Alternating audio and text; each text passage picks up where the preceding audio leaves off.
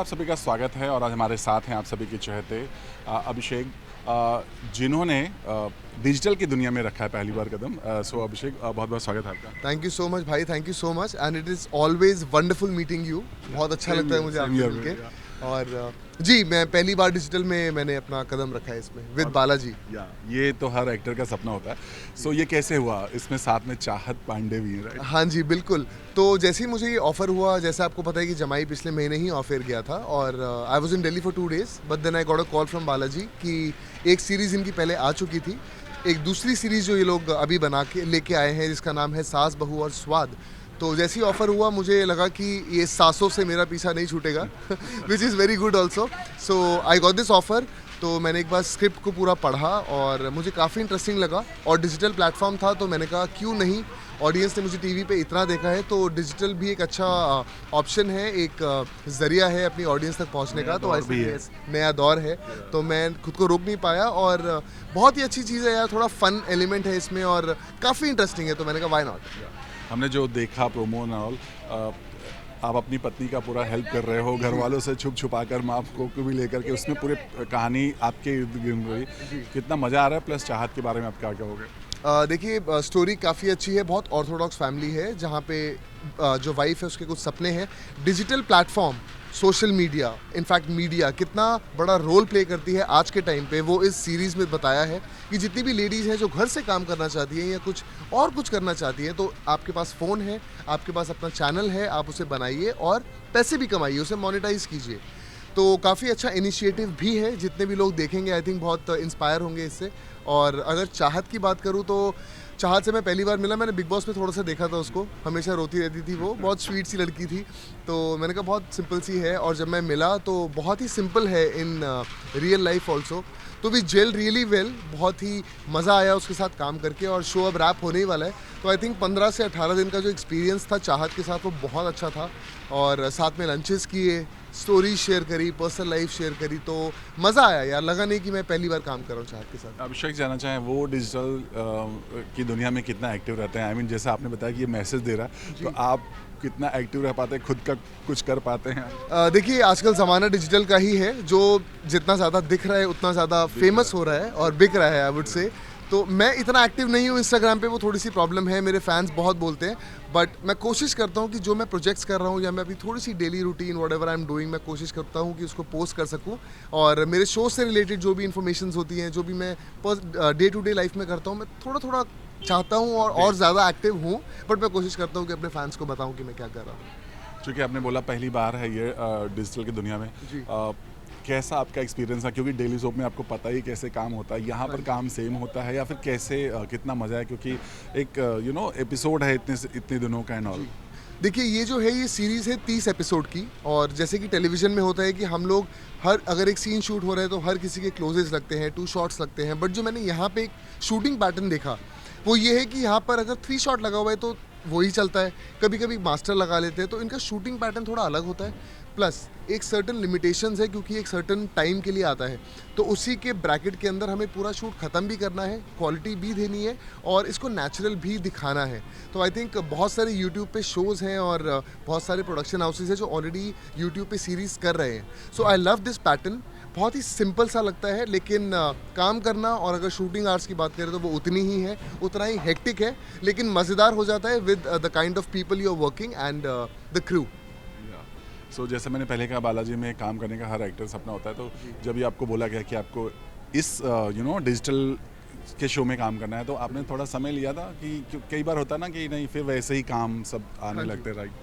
नहीं sir, honestly Balaji is like genuinely like family to me. मैंने कुमकुम भाग्य किया है इनके साथ, ये है मोहब्बतें किया है, बहुत बड़े बड़े शोज़ थे इनके और तो बालाजी में ऐसा ही है कि प्रोडक्शन सब जानती है और यहाँ के जो लोग हैं बहुत ही प्यारे हैं तो इट्स लाइक होम कमिंग, आप घर पे आए हो दोबारा और शूट कर रहे हो। इनफैक्ट हम कुमकुम भाग्य के सेट पे ही शूट कर रहे हैं। अच्छा। तो काफ़ी अपनापन है और यहाँ के लोग पहले से जानते हैं तो लगता ही नहीं कि काम हो रहा है, मस्ती मजाक में अच्छा सा काम हो जाता है। और आज तो एक स्पेशल मेहमान आए हैं 7 समुंदर पार से और आपको ऑर्डर भी दे रहे हैं, ये सब कुछ चल रहा है, मैं कब से देख रहा हूँ। जी, तो बेसिकली मैं जो शो में हूँ बेसिकली हमारी एक ट्रैवल एजेंसी है और ड्राइवर मेरा छुट्टी पे चला गया तो मैं खुद काम पर आ गया हूँ क्योंकि हम इतने ज़्यादा अमीर नहीं हैं।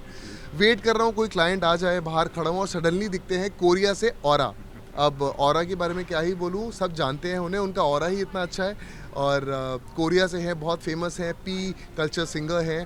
तो उनके साथ एक बड़ा अच्छा एक सीन शूट किया जहाँ पे उनको भूख लगी है और वो कहते हैं कि यार घर का खाना खाना है। तो फिर अब मेरे घर से अच्छा खाना कहीं हो ही नहीं सकता, तो मैं अब ऑरा को लेकर अपने घर जा रहा हूँ। या और हमने देखा आपको कुछ वो लैंग्वेज भी सिखा रहे थे, अपनी कोरियन भाषा भी, और गाड़ी में बैठ के आप लोग नाश्ता भी कर रहे थे। हाँ जी, so he was telling me how to say I love you in Korea, जो मैं अभी भूल गया हूँ, सॉरी। बट हाँ, आई थिंक 1-2 दिन और शूट होगा तो मैं सीख जाऊँगा। बट साथ में नाश्ता किया and then he was telling me कि वो यहीं रहते हैं और ज़्यादा नहीं जाते हैं कोरिया। तो he was praising me a lot, he was like 15 साल हो गए इंडस्ट्री में और it is very difficult to survive in Bombay. So I just told him, मेरे फैंस, मेरी फैमिलीज, उनका प्यार है कि मैं अभी तक सस्टेन कर रहा हूँ। एंड आई आस्क्ड हिम कि आपको मज़ा आ रहा है कि नहीं आ रहा है यहाँ पे। तो he was like I am loving it, I love India. और उन्हें भी, उनका शूटिंग का पहला डेब्यू है ये, मतलब पहली बार कर रहे हैं। तो I think we'll make sure that he is absolutely comfortable, which he felt also. तो कंफर्टेबल फील करा रहे हैं भाई। ये बहुत अच्छी बात है, मेहमानों को हमेशा स्वागत करना चाहिए। जी। बात करें पिछले शो की, बहुत ही अनएक्सपेक्टेड था क्योंकि फैंस अभी भी आपको डीएम कर रहे होंगे, आई एम श्योर बहुत सारी बातें कह रहे होंगे। जी, बिल्कुल। उम्मीद थी कि ऐसे इतनी जल्दी जाएगा? सर बिल्कुल नहीं थी। देखिए 250 एपिसोड हो गए थे, इनफैक्ट हमें थोड़ा सा आगे पुश भी मिल गया था। थोड़ा सा प्रॉब्लम हुआ टाइम स्लॉट का, क्योंकि हम लोग 11 बजे बहुत अच्छी टीआरपीज दे रहे थे, वी वर एट 1.2 11 बजे। सो देन कुछ हुआ, ये ऊपर के कॉल्स होती हैं जो उनको लेनी होती हैं, तो हमें शिफ्ट कर दिया दोबारा 7 बजे, और फिर टीआरपीज ऑब्वियसली 7 बजे नहीं उतनी आ पाई। बट आई थिंक ऑडियंस को बहुत प्यार मिला है जमाई के लिए यार, और जमाई मेरी ज़िंदगी का आई थिंक माइलस्टोन होगा। और बहुत मेहनत की है सब ने, इनफैक्ट सिमरन जो मेरी को एक्टर थी उसमें, रिद्धि, तो I still miss them, all of them. और सडनली वो चीज़ छोड़ के, पिछले महीने वो चीज़ छोड़ी और यहाँ पर एक नई फैमिली से मिलना, कहीं ना कहीं थोड़ा सा लगता है यार, ऑनेस्टली फील होता है। तो घर जाके मैं इनसे कॉल पे बात करता था, मतलब मैं अपनी सासू माँ को, कंचन जी को और रिद्धि से बात करता था कि यार तुम लोग नहीं हो, मज़ा नहीं आ रहा लंच में ना, मतलब अकेले अकेले फील नहीं हो, मतलब अच्छा नहीं लग रहा। सो वो भी कहीं ना कहीं शूट कर रहे हैं। So everybody is missing it. But अभी दिवाली आने वाली है, सो आई विल मेक श्योर कि मैं अपने घर में एक पार्टी रखूँ जहाँ मेरी जमाई नंबर 1 की टीम आए, और मेरी भी मदर यहाँ पर है, तो कुछ अच्छा अच्छा खाना खाएंगे और दिवाली सेलिब्रेट करेंगे। या बिल्कुल। बट कहते हैं ना, जब ऐसी चीज़ें होती हैं तो बीइंग एन एक्टर, चूँकि अब बहुत कुछ दिया था आपने, अपना 100% से भी ज़्यादा दिया था। जी सर। दुख होता है राइट, कि जब ऐसी चीज़ें चली जाती हैं? सर देखिए, कोई चीज़ शुरू होती है वो ख़त्म डेफिनेटली होती है, बट हाँ, ये चीज़ मेरे दिल के बहुत करीब थी और हमेशा रहेगी। जमाई नंबर 1 ने अपना जो एक पोटेंशियल है इस शो में, जो हिम्मत थी, वो डेफिनेटली दिखाई, और उसको सपोर्ट किया हमारे फैंस ने, जो 11 बजे भी हम लोग इतनी अच्छी टीआरपीज दे रहे थे। अब मिस डेफिनेटली करता हूँ उसको, but life has to go on. So again I am back with a banger. तो भगवान करे बस ऐसे ही बैक टू बैक काम अच्छा अच्छा मिलता रहे और ऑडियंस को मुझे देखने का और मौका मिले।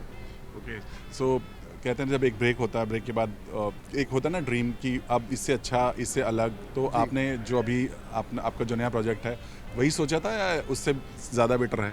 सर मैंने उसके बाद ये सास बहू और स्वाद के बारे में सोचा नहीं था, ये इसका मैंने कोई ऑडिशन भी नहीं दिया था, बिकॉज बालाजी के साथ काम किया हुआ है। Wow, that's good. तो देवर लाइक अभी ये फ्री हो गया जमाई से, तो इसको यहाँ पे डालते हैं। सो आई वॉज वेरी हैप्पी। आपके लिए ही बना था वो? कह सकते हैं भगवान ने दिया है तो उसको सराखों पर है वो चीज़। अभी के लिए ये है बेस्ट, और उसके बाद देखते हैं कि इसके बाद और क्या प्रोजेक्ट्स आते हैं। आई थिंक 2-3 चीज़ें लाइनअप हैं, 2-3-4 प्रोजेक्ट्स हैं, but I am hoping for a genuine and a very nice show again to come back. So ये तो ही यहाँ की बात।